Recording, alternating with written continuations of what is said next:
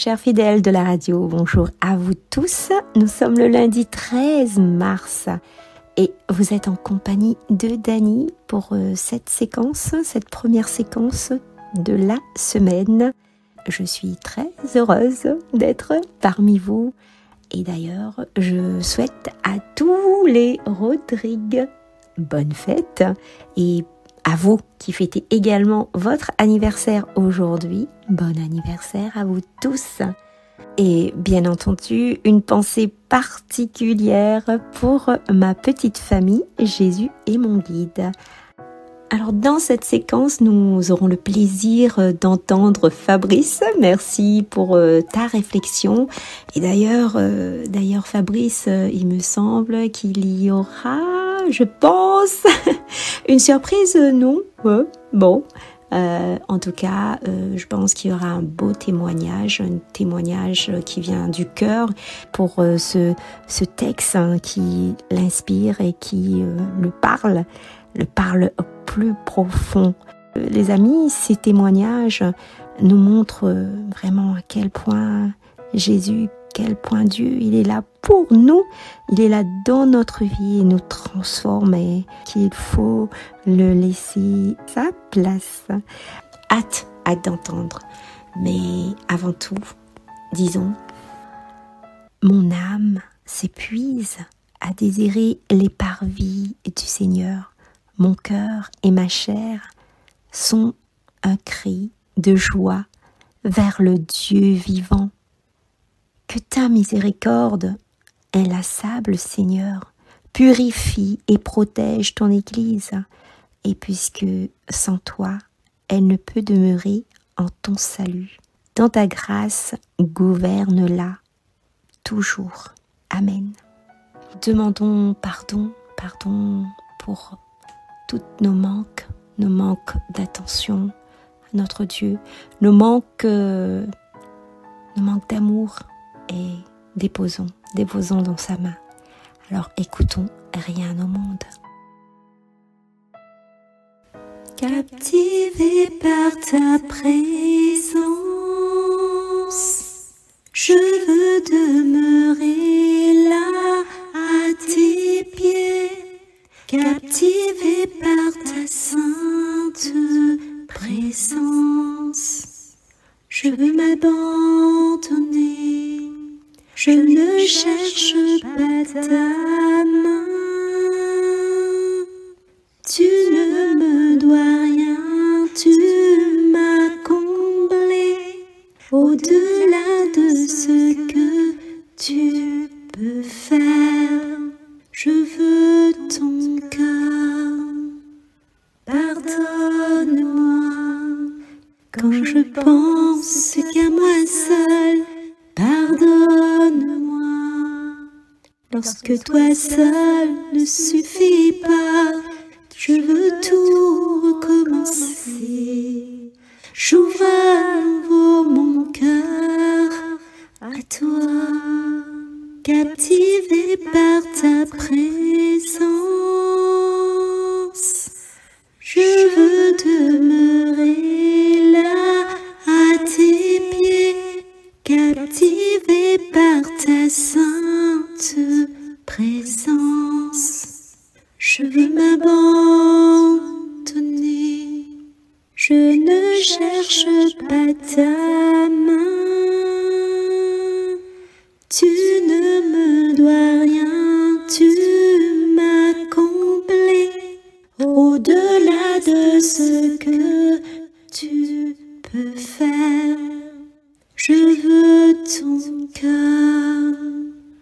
Pardonne-moi.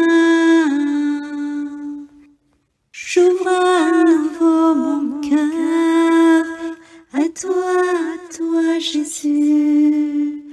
Pardonne-moi. Captivé par ta présence, je veux demeurer là à tes pieds.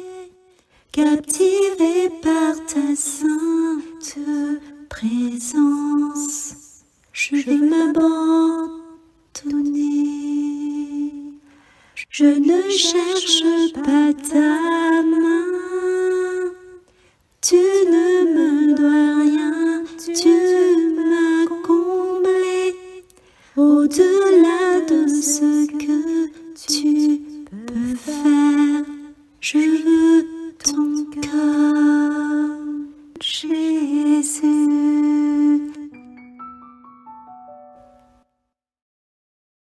Lecture du livre des Rois, chapitre 5, versets 1 à 15a.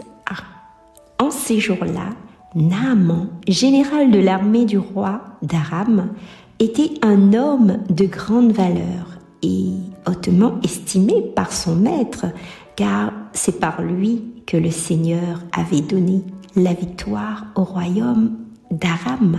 Or, ce vaillant guerrier était lépreux. Des Araméens, au cours d'une expédition en terre d'Israël, avaient fait prisonnière une fille qui fut mise au service de la femme de Naaman.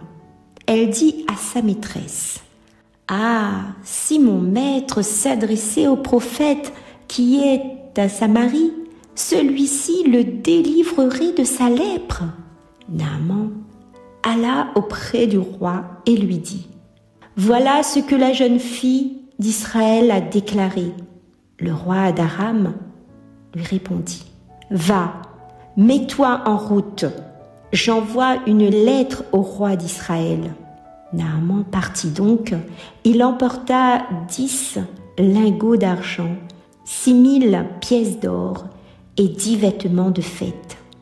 Il remit la lettre au roi d'Israël. Celle-ci portait: « En même temps que te parvient cette lettre, je t'envoie Naaman, mon serviteur, pour que tu le délivres de sa lèpre. » Quand le roi d'Israël lut ce message, il déchira ses vêtements et s'écria: « Est-ce que je suis Dieu, maître de la vie et de la mort? Ce roi m'envoie un homme pour que je le délivre de sa lèpre. » Vous le voyez bien, c'est une provocation. Quand Élisée, l'homme de Dieu, apprit que le roi d'Israël avait déchiré ses vêtements, il lui fit dire: « Pourquoi as-tu déchiré tes vêtements? Que cet homme vienne à moi, et il saura qu'il y a un prophète en Israël. » Naaman arriva avec ses chevaux et son char et s'arrêta à la porte de la maison d'Élisée. Élisée envoya un messager lui dire: « Va te baigner 7 fois dans le Jourdain, et ta chair redeviendra nette, tu seras purifié. » Naaman se mit en colère et s'éloigna en disant: « Je m'étais dit, sûrement il va sortir et se tenir debout pour invoquer le nom du Seigneur son Dieu. Puis il agitera sa main au-dessus de l'endroit malade et guérira ma lèpre. Est-ce que les fleuves de Damas, l'Abana et le Parpar ne valent pas mieux que toutes les eaux d'Israël? Si je m'y baignais, est-ce que je ne serais pas purifié? » Il tourna bride et partit en colère. Mais ses serviteurs s'approchèrent pour lui dire: « Père, si le prophète t'avait ordonné quelque chose de difficile, tu l'aurais fait, n'est-ce pas?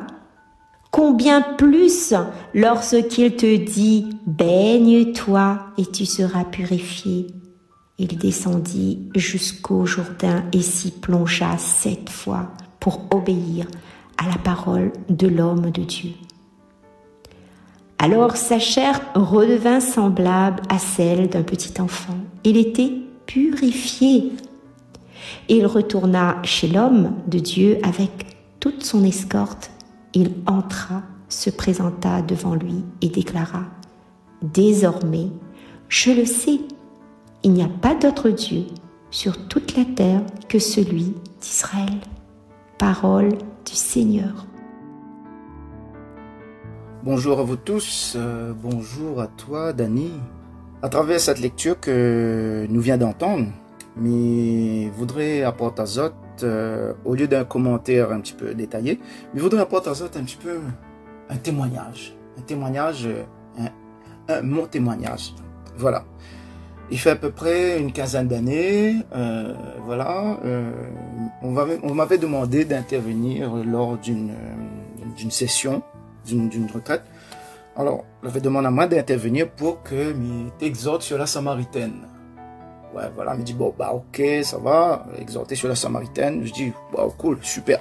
Il faisait déjà quand même 5 ans, bon, on va dire 5 ans qu'il était converti, mais voilà, c'était un nouveau converti, on va dire, mais au niveau de la parole de Dieu, il était bien la parole de Dieu, méditer, travailler, décortiquer, étudier un peu la parole de Dieu.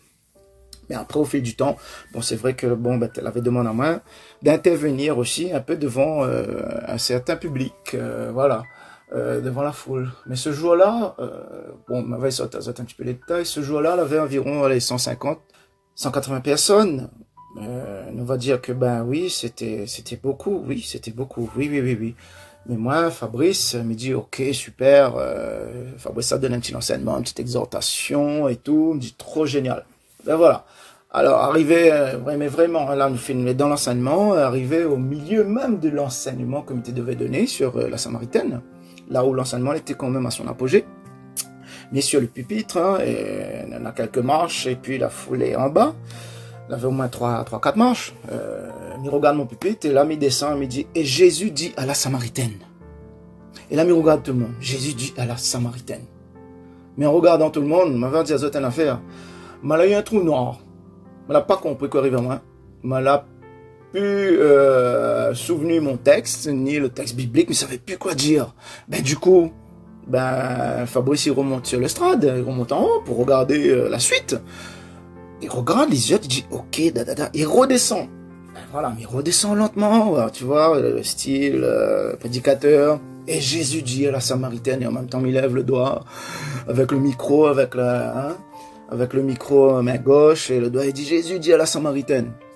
Et elle recommence, trou noir, franchement, page blanche dans mon cerveau. Méditer, là, franchement, il commence à être mal, il commençait à avoir honte, méditer, presque, commence à transpirer un petit peu, méditer, ben là, il n'est pas normal. Mais il remonte en haut, il remonte sur l'estrade, il regarde mon texte, il me dit, bon, ben cette fois, il est bon. Et il redescend, et il me dit, et Jésus dit à la Samaritaine, t'es maman, figure-toi qu'elle avait encore un trou noir. Mais il y en a quelque chose d'incroyable à se passer. Il y avait un petit madame devant moi, franchement, un petit madame âgée, avec son petit lunette, avec sa petite Bible. Elle la regarde à moi, elle l'a dit à moi comme ça. Si tu savais le don de Dieu. Et là, maman, on va dire ça une affaire. Hein. Ou à ce jour-là, quand ce petit madame là, m'y rappelle elle bien encore, quand elle l'a dit à moi, si tu savais le don de Dieu, ben mi peur sur Zot, que mal a été brisé, mais brisé de je sais pas comment, mais en 1000 morceaux. Mal a été éclaté. Mais en même temps, il connaît qu'il avait se passé en moi. Oui. L'enseignement a reçu son cours, et puis, oui, d'accord, on a dit, si tu savais le don de Dieu qui te demande à boire, voilà, pour continuer mon cours. Bien se passer, mais mes peurs sur les autres, que il était mal. Dans mes triples, il était vraiment coupé, brisé, haché à tous les niveaux, mais il n'était pas bien du tout. À la fin de l'enseignement, tu vois, il y a l'équipe qui est là, il y a l'équipe qui a organisé la session et tout, ils viennent m'entourer. Et là, ils m'ont repris. Mais surtout à cette époque, il y avait un couple de chrétiens qui m'accompagnaient et ils me disent, Fabrice, est-ce que tu sais ce qui s'est passé? Je leur ai dit, oui, je sais exactement. Il dit, voilà, il fallait que ça arrive. Le Seigneur vient de briser ton orgueil. Il a brisé ton orgueil parce que tout le monde le voyait, mais tu n'écoutais personne. Quand on t'a demandé si tu voulais la prière avant ton enseignement, tu nous as répondu non, ça va. Voilà, j'ai été brisé, frères et sœurs, brisé dans mon orgueil. Et je peux vous assurer que le soir, chez moi, j'ai pleuré toute la nuit. J'ai pleuré toute la nuit et j'ai demandé pardon pour cet orgueil. Je me sentais meilleur aux autres. Je me sentais au-dessus des autres parce que j'avais certaines connaissances bibliques. Et voilà que Dieu m'a brisé. Et depuis ce jour, je ne suis plus le même. Dieu m'apprend à marcher vraiment dans son humilité. Juste pour vous dire qu'à travers cette lecture de Naaman faillit passer à côté de cette guérison. Il se croyait vraiment supérieur. Par 3 fois, Dieu est intervenu. À travers la petite servante, à travers l'envoyé d'Élisée, mais aussi à travers les serviteurs de Naaman. Et c'est après cela qu'il est dit dans la parole qu'il descendit donc et se plongea 7 fois dans le Jourdain.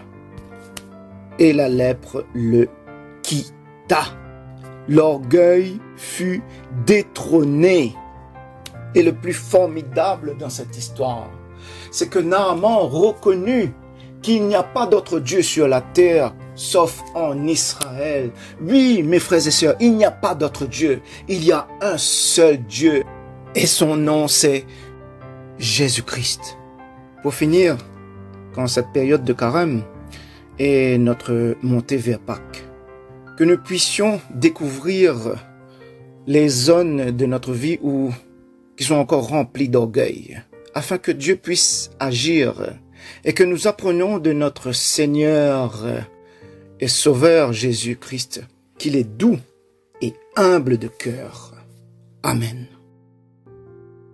Mon âme a soif de Dieu, le Dieu vivant.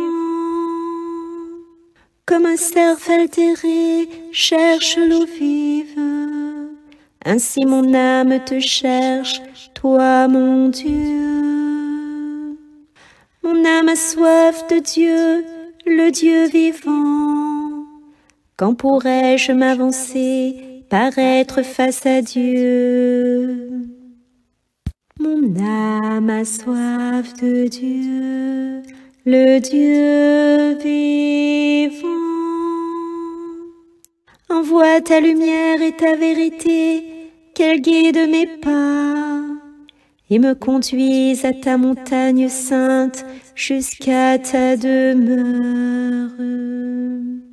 J'avancerai jusqu'à l'autel de Dieu, vers Dieu qui est toute ma joie. Je te rendrai grâce avec ma harpe, Dieu, mon Dieu.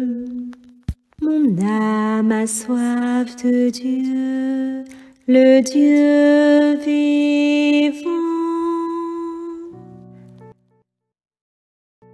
Alors sur ce psaume, je vous laisse les amis et je vous retrouve dimanche dans 3 fois Saint. Sainte journée à vous tous. Je viens me prosterner, émerveillé par ta beauté. Oh mon Dieu, je viens m'agenouiller, le cœur inondé par tes bienfaits. Oh mon Dieu, quand tu poses ta main, comme on ouvre un chemin, ton cœur se donne à moi, amour parfait